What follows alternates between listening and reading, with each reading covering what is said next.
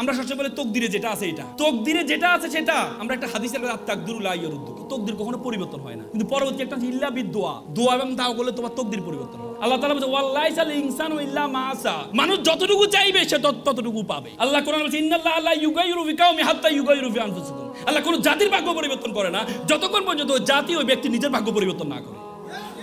আর আপনি এমনি বড় হয়ে যাবেন, এমনি বড় হয়ে যাবেন। এজন্য আমাদের কাজকে যদি ভালো কিছু করতে হয় তাহলে পরিশ্রমের কোনো বিকল্প নেই। সাথে সাথে দুনিয়া এবং আখেরা, রাব্বানা আতিনা ফিদ দুনিয়া হাসানাতাও ওয়া ফিল আখিরাতি হাসানাতাও।